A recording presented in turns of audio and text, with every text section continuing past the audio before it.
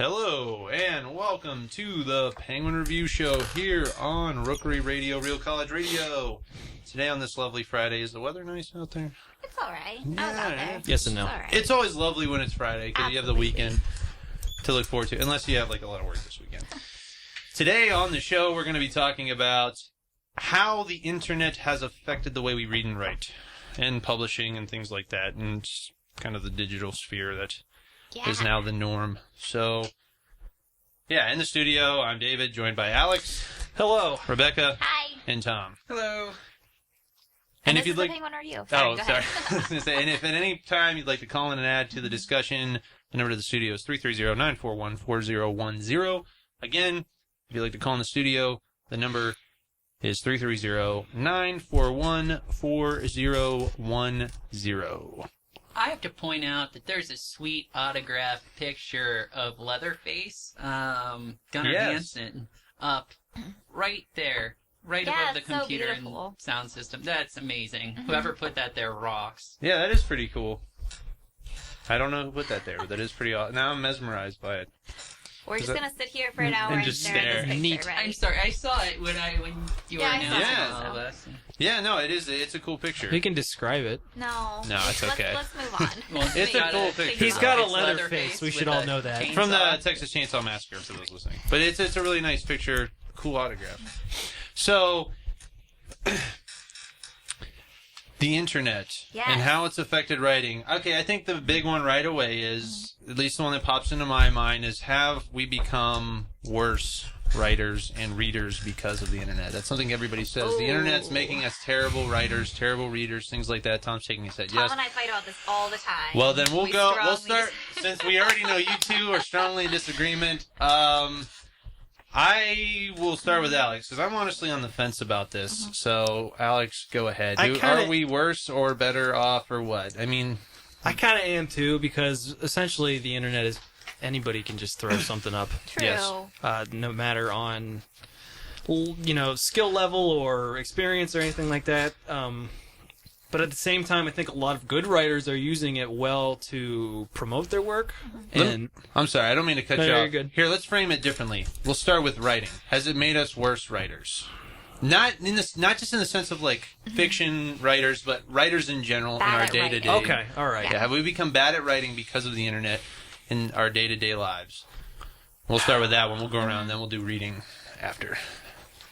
No. I'm No? gonna go with no. No? I think what you're referring to is like things like text speak, or things like that. Yeah, how as it pertains to social networking and Right. just blogging, things You like have that. a lot The of whole- that, sure. There's a lot of different things going on. But I think there's still a lot of people who actually care about the form and care about doing it right. Yeah, of course. So not really. I mean, I think it's affected a little bit, but not. It's not like, I don't know the statistics, but On the whole, how do you feel? yeah, I don't think it's been that bad. Oh, I have such a good counter argument for what Tom's going to say. Go ahead, Tom. Okay, go ahead, Tom. I'm going to say, Have we become worse writers? have we become worse Not writers? us in the room. We as a society of people. Yeah, 'cause we're the I best writers notice it in essays all the time. I notice all of the shorthand, things that weren't there before internet lingo, before people did chat rooms. Do chat rooms still exist? Anyhow, I don't A think little so. before bit. people, Kind of on Facebook. before I mean, people went to this, before people did fan fiction. Fan fiction's really cool, and I'm not gonna disregard it because it gets people writing. That's great. Exactly. However, people are still not doing it well, and you're only as... That's a terrible statement. A lot of times, people only read online. They only do. So they read blogs that weren't written by people that necessarily know how to write. Instead, sometimes they're writing schlock. Stuff that's cutting room. And you wouldn't necessarily want that. And those same exact people are writing essays for college that are just not up to par. And like I said, you're noticing it in shorthand, you're noticing it in spelling, you're noticing it in the occasional... Oh, when I was teaching in high school, I noticed it in the kids actually writing R for the word R, and U for the word you. Yeah, the letter. Substitutions. That's the internet. That's from people reading the internet, reading things on the internet. That's what it's from. That's shorthand lingo. That does not come from novels, unless the novels are talking about texting or online. So yes, in ways, the internet is making us worse writers. However, what is cool is that the internet is getting people to read. That was what I was going to say. It's getting people to read. People who wouldn't be reading anything are reading Facebook every day. That's a lot of reading. That's reading. Same with Twitter. Like, there's getting... So much information is getting out. So many people are reading so much more than they would be. I do 99% of my reading on the internet, Tom. So I disagree with you. But if the clearly. reading sucks, there's no reason to... Like, the writing, if it's absolute garbage, for us, for teachers, for anybody that has to read it, I think that's a problem with teaching, not a problem with the internet.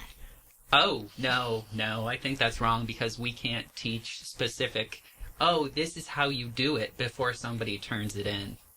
It That starts should- with reading. Okay, but someone who's never read an academic essay before, how is that their fault? It's not necessarily an academic essay. People are doing this in essays that are non-academic. People are doing this in personal narratives. People are carrying this over to compare and contrast. Okay, I understand what you're saying, and I agree that this is a problem. But if someone has never been exposed to a well-written personal narrative, how is that their fault? Well, what if they've never been exposed to a book, period? All that they're Is that their ever fault? exposed all that they're ever exposed to is blogging. All that they're ever exposed to is stuff on Facebook. All they're ever exposed to is texting. So is the internet making people worse writers? Yeah, definitely. 100% if that's all they're doing. If they're reading novels, if they're reading things that have been edited, if they're reading things that aren't blogs, if they're reading like magazine articles online, they won't be worse. It's the internet. What I'm looking at the internet as is blogs, Facebook, Twitter, that kind of stuff. I'm not looking at the internet as, like, say, Times, that kind of stuff. Right, published newspapers Published online. that would be published in print too. So many lit mags are online. You can read books online. Yeah, but that's different. How is it different? That's not blogs. I think this goes down to blogs. Blogs are way different than are people reading the Times? Are people Right. reading things that are published on lit journals that have actual editors? Are people reading that? If they're reading that, then they're probably not going to write things like the letter R or the letter U in their finished papers. If they're just reading blogs, if they're just reading Facebook, those are two different things, two different ways of reading online. So yes, reading online, if somebody only reads online and they don't read things that are in print that are also online, it's making people worse writers. And there are statistics that prove this. I would like to see your statistics. You would like to see them? Yes. They're in academic articles. I'll bring them in, I'll publish them, I'll put them on Penguin Review's website. Good. I still maintain my point. EBSCO is going to be on Penguin Review's Facebook. I It's a still good site. maintain my point that I lost my train of thought. I still maintain my point that people who are reading on the internet would not be reading otherwise. How is it? Whose responsibility is it to make sure that young students, before they get to college, are reading published work? Whose responsibility is that? That falls on teachers and parents. I agree with you, but I don't think you can be blaming students if they haven't had that exposure when they get to college. I know that this is a serious problem. I see students come in all the time and they have never seen an academic essay before. They don't know where to start. They don't have any idea what their language is supposed to look like. They don't know how it's supposed to be organized. They're coming into school with no previous knowledge. Is the internet itself, only the internet, blogs, etc., is that making people worse writers? Yes. I believe it. I know one of the things when you're talking about education prior to college, a lot of the times, especially nowadays, it's a shift to standardized testing, and there's very little emphasis on writing. Yeah. So a lot of the times, it's prepare for this multiple choice, maybe a short answer to question essay, test, that will determine through some kind of score whether you are capable enough to make it in college, where it's kind of, some classes give tests, yes. and understandably, I understand why you give a test, but it's a different ball game. So when you come into an intro comp class, you're not going to have those kinds of you're not going to have the kind of exposure Tom's talking about. However, I will say that there's something to be said about just innate curiosity in people. And so while my parents, they like to read certain things, I wouldn't classify them as heavy readers. They weren't heavy readers. Like my father, he liked some fantasy stuff, but he wasn't a heavy reader. But my interest in the things, like I was totally interested in fantasy and sci-fi, that interest was what got me into reading other things beyond the internet. And I mean, obviously I had parents that supported that too. It was like, yeah, you want to go to the bookstore? I'll get you those books. You want to go to the library? We can rent those things out and things like that. Or comic books. My uncle let me borrow a lot of his comic books, things like that. So having that interest, I think, is a huge deal as well. And I think oftentimes, like to what Tom's talking about, when people use the letter U to indicate, Y-O-U-U, or the letter R for A-R-E, they do see that through text speak on the internet as well.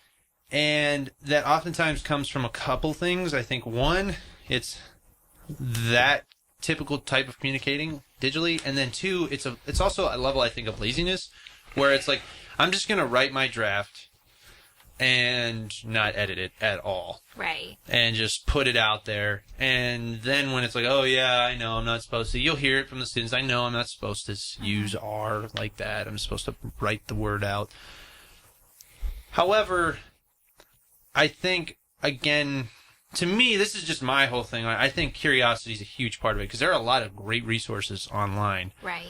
But if you're not taking advantage of those resources, and you're getting into kind of benign discussions about, whatever, something silly, which, we all have silly discussions about silly things. I'm not saying that's somehow wrong. But if that's all you're doing, you're not doing something that, enriches you in some kind of intellectual way on whatever level, whether, you're doing math or something. If you're not engaging on that level, yeah, you're going to be stunted a little bit, I guess, is the term I'll use. I will say, though, for people who are reading and writing it, I think it's just made everything so much more accessible to them. Absolutely. Yeah. I think the good outweighs the bad with the internet. Yeah, I really do. I kind of agree, because, like I said earlier, anybody can put up anything. Right. Yeah. Which can be a good thing, because, writers put up writing blogs about how they do things, and it's, for me, personally, I think that's been great, because, normally I'd have to, go see them in person to ask them what their writing process is or whatever. Yeah, and that... But that's not the question. The question was, is the internet making people worse writers? Yeah, It gives people a chance to read stuff that they never would have read. Yeah. Types of writing they never would have read. I understand you have to look a little bit, but honestly, you can stumble upon these things. If you share an article, I wouldn't have seen that article before. I never would have read it. But is it making people worse writers? I don't think that it is. That's the question I will keep bringing up, because that's the question that was posed. Is I don't know. the internet I making guess I people still worse don't know. writers? I don't know the answer to that. I'd have to see statistics. I can't say for sure. Wait until you read the papers. Because I would need to have somebody do a poll, and yeah, I need to see numbers. Okay. I can't generalize it over that. Right. All right. So let's maybe move on to another question. Yeah. Yeah, how is... Alex brought up... Sorry, I'm looking away. I'm doing something on my computer. But Alex brought up the accessibility that the internet provides. I don't think anybody in this room is saying at all that the internet is a horrible thing. Oh, no. No, I don't think... I think we're all in agreement. There are bad things in there. Yeah, the internet is a Dark kind side. of... It's a reflection of us as a people, for the most part. Did we get a caller? Yeah, we're getting a Someone's caller. calling us. So one moment. That's so exciting. Okay. Continue. Go ahead. So, I guess the question David was going to ask, I don't know what David was going to ask. Should we all do jokes now, or what? Oh, sure.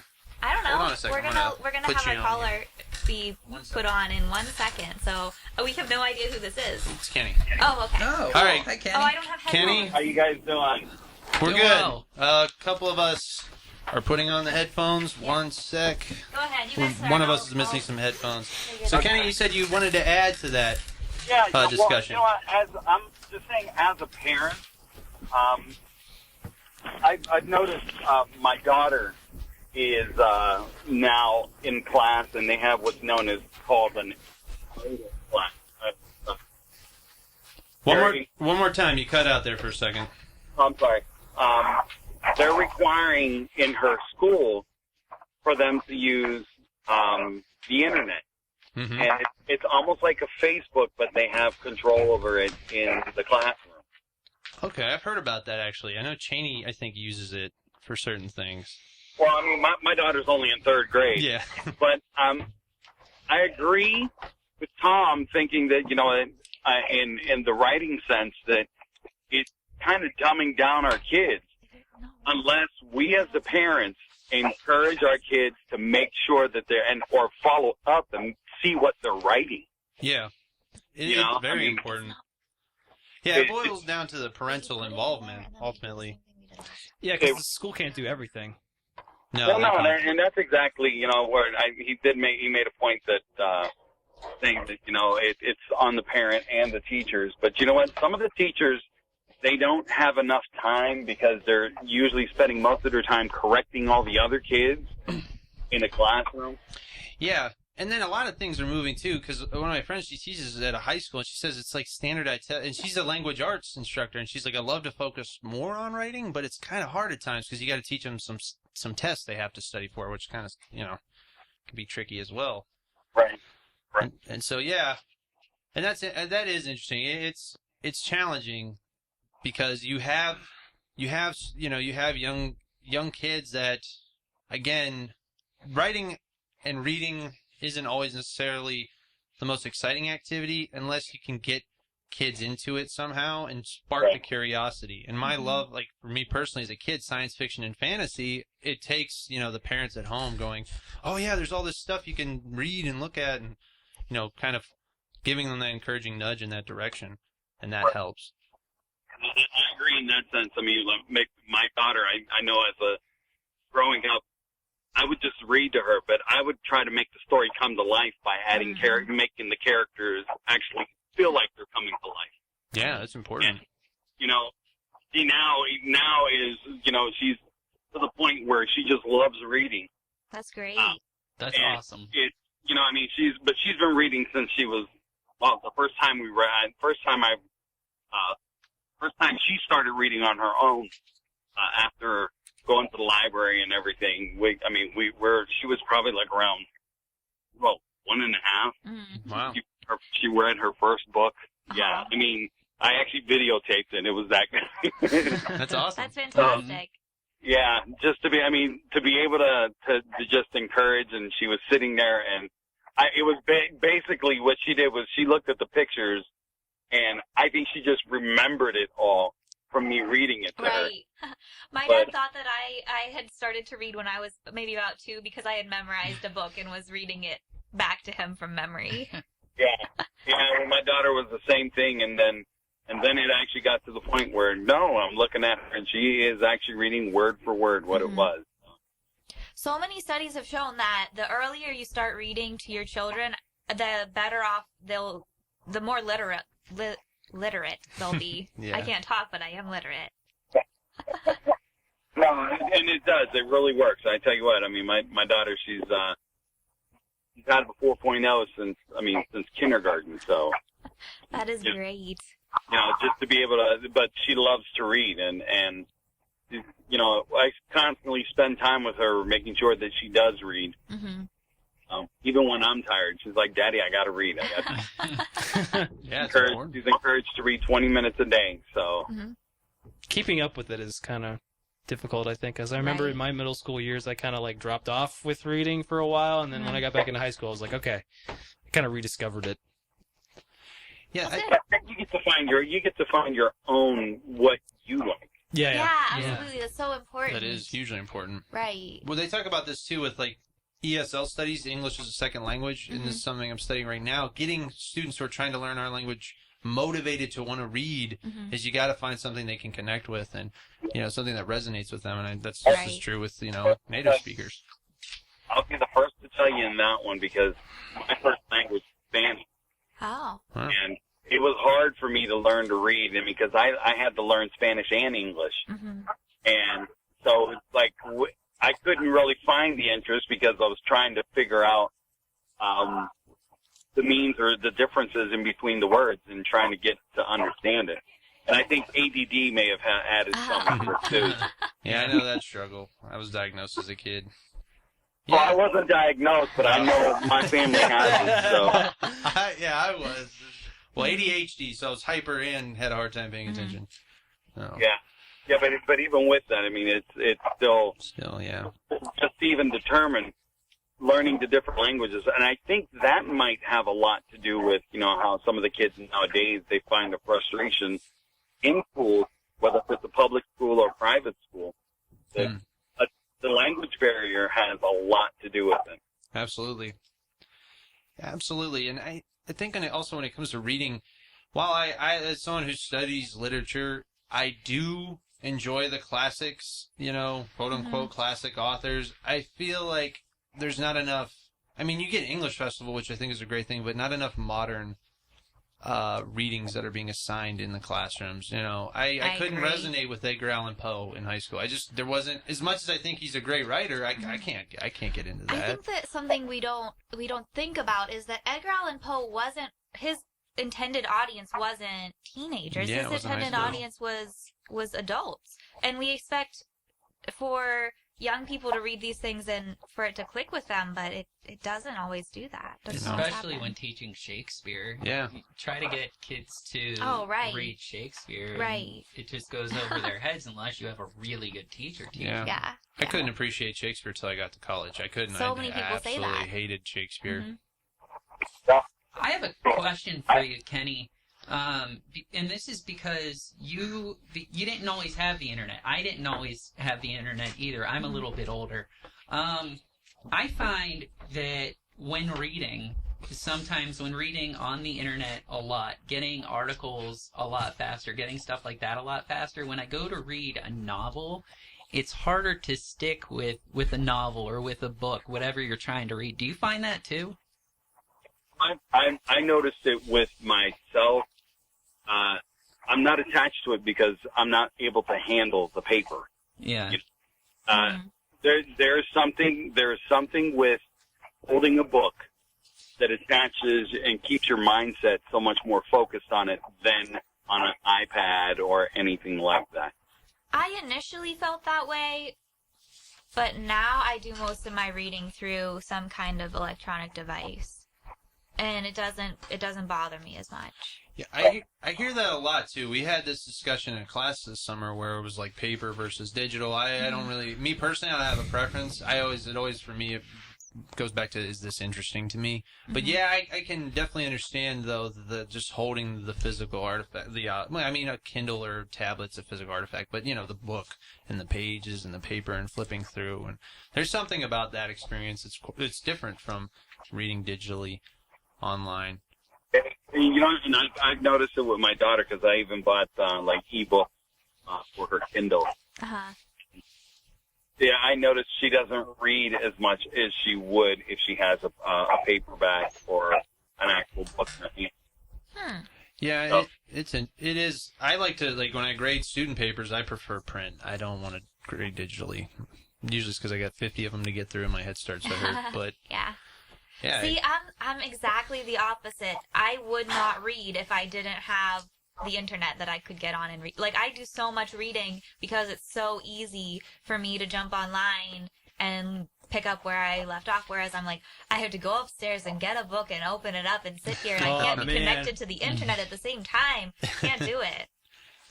Well, I can say that when it comes to newspaper articles and that, definitely the internet. Because I don't want to get the ink all over my hand. But. Right. And, it's so unwieldy to have this giant newspaper. You're folding, it's falling apart. Nah. It's trendy now. Yes. I don't care. Yeah. Well, I know in that sense that, but like I said, with my daughter, because how I got her interested in it was we went to the library and we would get the whole, as a child, we would go and get the big packet. you need at the library. I mean, the libraries are amazing when it comes for little kid reading. I mean, they have a whole bundle that you check out, and it's not one book. There's usually like 30 books, and you get to check it out for like a month. You get the book. There's games and puzzles and things that you get to do, and I mean, it's just encouraging the actual ability to put your hands on a book and read. Yeah, it is a different experience. Yeah, the I library like is it. great. I love the library. Yeah, you know, even at the university level. I mean, since I work in the library, Yeah. Yep. you know, it is. And there's so many people that have not stepped into the library. And you should do that. If you go to YSU, check out the library. Yeah, It's super definitely. cool. I just got a movie out of there a couple weeks ago. And that was awesome. Like, you can get movies at Mog Library. That's so cool. Yeah. Oh, and there's a lot more things in the library that a lot of people aren't aware of. Right. You know, your writing centers in the library, your reading and study skills is in the library. There's also a new communications tutoring center that's in the basement of the library. Right. Or So taking check place that in the out. library. Mm-hmm. And you can check out video cameras in the library Yeah. for projects that you might be working on. And if you're a student, that's exactly where you go. You get the resources and, you know. Yeah, you can get like iPads and stuff too, right? Yeah. Yeah, you can check out an iPad and or a Kindle in the library. So, wow, we're giving major plugs for the library. Yeah, why Yeah. not? It's a great Why not? resource. Why not? Uh-huh. Yeah, it's Actually, awesome. you know what? We're actually working on a commercial right now for the library because Ah.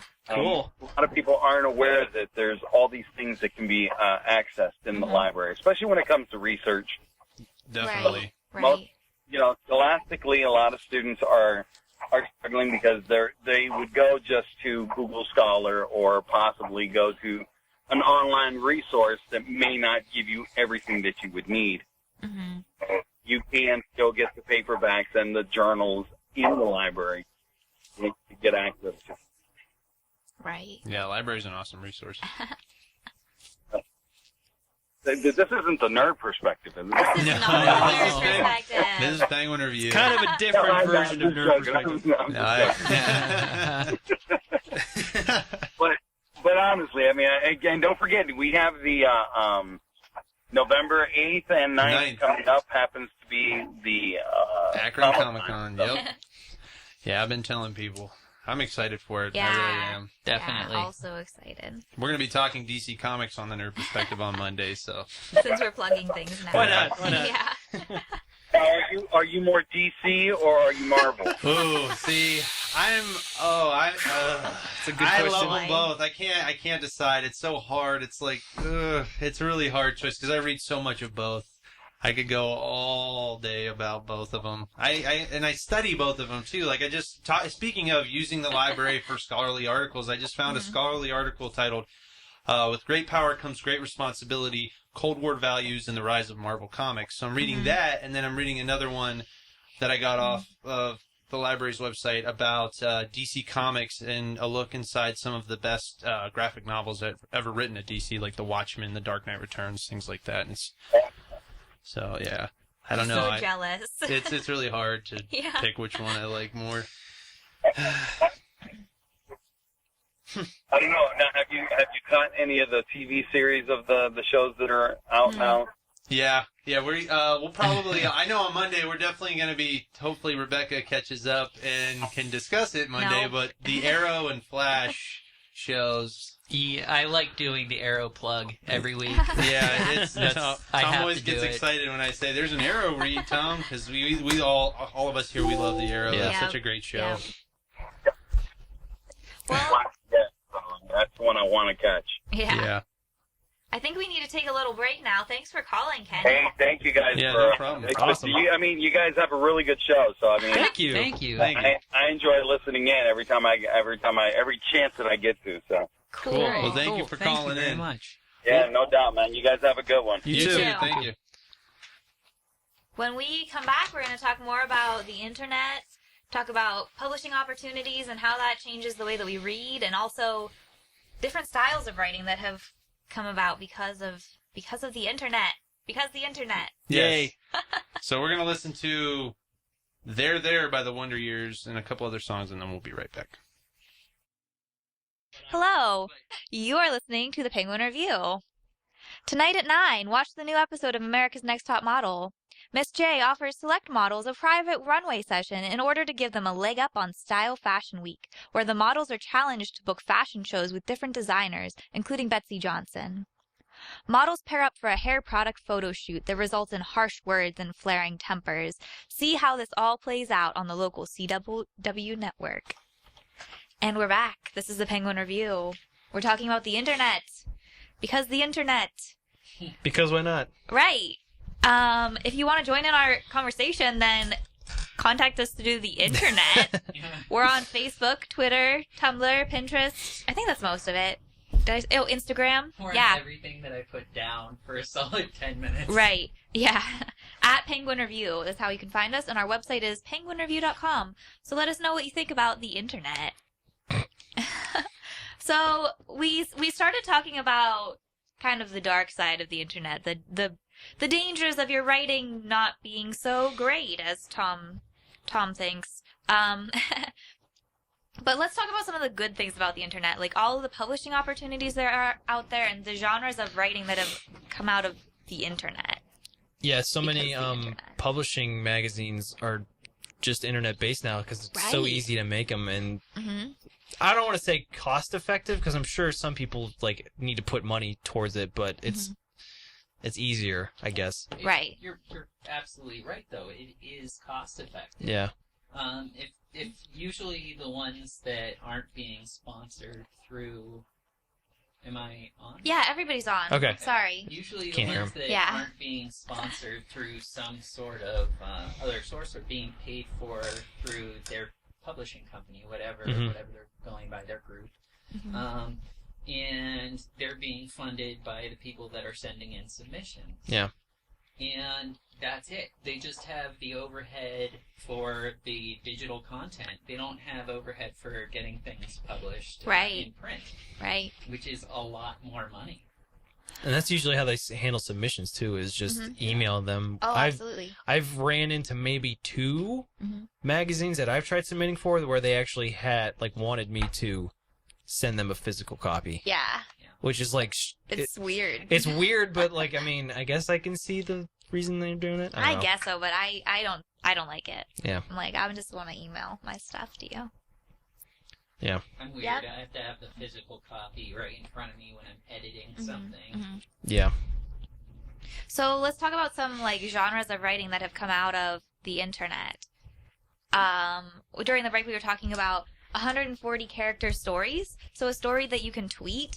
That's so cool. Don't you guys like? This Yeah, is I so think- exciting yeah, to it's- me. I think it's really cool. It's awesome. Yeah. The being able to just boil a story down to hmm that length is just and have it be good.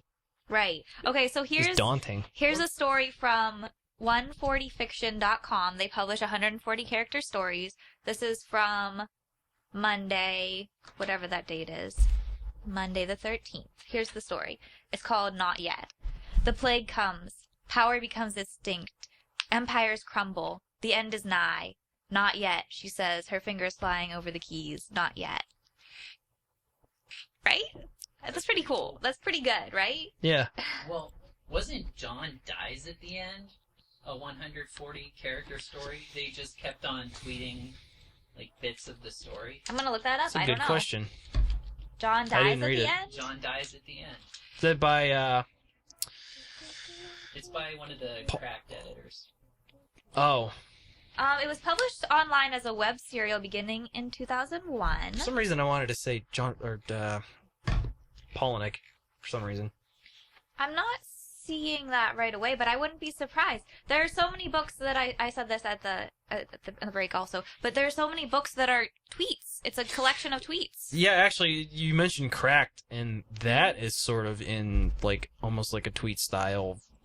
Yeah. But that's just that person's style. I don't know I think that came out before Twitter was big, or even before Twitter itself. But right about the same time. yeah. I see a lot of haikus too on Twitter. Oh, uh-huh. Yes. Right. because it's so easy to just, it's a small space, or not a small space, it's a big space, small thing, small bit of writing for a big space, so I think that's cool. Right. Another thing that's getting big is visual images combining with writing and poetry. Glitch images. Oh, I love Glitchlit. It's actually I've called never heard of Glitchlit. that. Oh, it's so cool. It's a GIF. It's a GIF, but it's super messed up and it has words on it. So like, there's a really good one that is, it's a GIF from Mean Girls where the thing is like, he asks her what day it is, and she turns around, and I mean, this is someone that Reddited it, and they change it so she says, time is meaningless, something like that, and it's like, it dissolves into nothing. It's so good. I'm Googling it, but it's hard. I mean, we can't really show you, but do the Googling. Google it. So here's one. This is another Glitchlit one, and it's just a fuzzed out screen, basically. And it says, how do you know you're not a robot? How do you know you're not a program? How do you know you're not a virus? How are you sure of anything at all? Yeah, they have, they spell it like the way we were talking about it earlier they with use, the use, the you. TextSpeak, yep, which Tom And hates. very artistic, I think. I think it's an Yeah. artistic way to do it, I agree. because it's speaking to the material. Mhm. Well, sometimes as an artistic choice, you can do Well, yeah, Mhm. yeah. And there's been a lot of debate going on about that. Should you be using TextSpeak in your writing or not? And something that I think it was Emily O'Neill said, it depends on the content. Does this type of writing, does the style of writing add to what you're writing about, or does it not? You have to think about these things when you're writing. And it depends on who you're turning it into. True. Mhm. A lot of the times I change the style of my writing based on where I'm sending it or who's going to be reading it. Yeah, speaking of TextSpeak, appearing in sort of like these normal things, like I read Colleen Clayton's novel last semester called What Happens Next, and there's several scenes, because it deals with a teenage girl, and there are several scenes where it's just TextSpeak because she's texting her friends, and it's all yous and Right. yours and, well, you are, or Yeah. whatever. It works in that case, though. It Yeah. actually adds to the novel. Yeah. So another thing that I think is really awesome that Tom didn't even know about is Craigslist poetry through the No. misconnections. I didn't know about yeah, that. you didn't know about it either, guys. You're so sad. What is Craigslist? No, I'm just kidding. What? Oh. Okay, so I mean, Craigslist is kind of like a personal ad section. Not even just personal ads, but you can put ads online, basically. And so people have started using it. There's a misconnections section where you're supposed to write, "I saw you outside of Mog, and you looked at me, and we had a connection, but I didn't get to talk to you, so hit me up." That's so just scary. It is, maybe it is scary. It is a little weird. But I'm going to read this poem. This is by Megan Foley from a Misconnections poem. You were last seen walking through a field of pianos. No, a museum of mouths. In the kitchen of a bustling restaurant, cracking eggs and releasing doves. No, eating glowworms and waltzing past my bedroom. Last seen riding the subway, literally, straddling its metal back, clutching electric cables as reins. You were wearing a dress made out of envelopes and stamps. This is how you traveled. I was the mannequin in the storefront window you could have sworn moved. The library card in the book you were reading until that dog trotted up and licked your face. The cookie with two fortunes. The one jamming herself through the paper shredder, afraid to talk to you. The beggar, hat outstretched, bumming for more minutes. The phone number on the bathroom stall with no agenda other than the good time.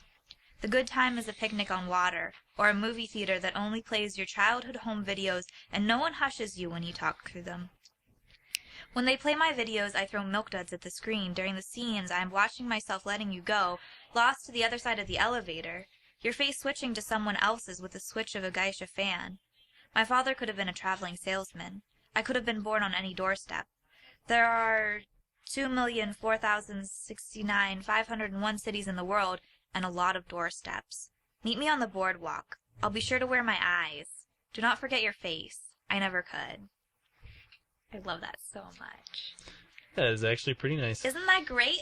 And she wrote that for Craigslist, and she posted it on Craigslist. And it's the internet is creating this community of writers who are writing in completely new ways, new forms. I get so excited about this. So excited. I think it's fantastic. Yeah, it's awesome. And I mean, there are so many websites now that are dealing with, that are catering to creative types to come and just show off your work. Because, Right. I mean, you know, of course, if you're going to be a published writer, of course you're going to have your novel. But, like, for everybody else who can't do that or maybe doesn't want to, they have these websites and that sort of thing. It's So that's- almost like having your work workshopped. Yeah. Yeah, Just don't right. go to a place where you'll be trolled. Right. It Yeah. gives you an opportunity to have your work be read. You can start to build an audience. We've talked about this before, and you build that community. You get to talk to people from all over the world who are trying to do the same thing that you're doing, getting feedback, that sort of thing. I think it's fantastic. Oh, go ahead. It's in much the same vein as artwork and how people were using deviant art for years. Yeah. Right. Now they can use their writing in the same exact way. Mm-hmm. Yep. I was talking to them during the break about this website called Hit Record, which Joseph Gordon-Levitt, the actor, started, and it's becoming so super popular now. Essentially what it is like people who write, who draw, who make films, who sing, who play instruments can come there and collaborate with each other. Everything is open game. Like, pretty much they say that when you sign up. It's like anything you publish is allowed to be taken, mixed up in some way, fixed, that sort of thing. So, like, if someone were to come up there and say, hey, I have an idea for this film, I need actors. There are actors there who will be like, oh, hey, I'll look at this thing and send a video of, and they all work together, and they make these the coolest looking projects. They come out with shows, like, it's on TV now, where people just perform and do all sorts of neat stuff. I remember they had this project called Tiny Stories, where it was just like 1 to 2 sentence stories, and they would have accompanying art with them, and it was just really cool. I remember trying to get in a few times, and I didn't.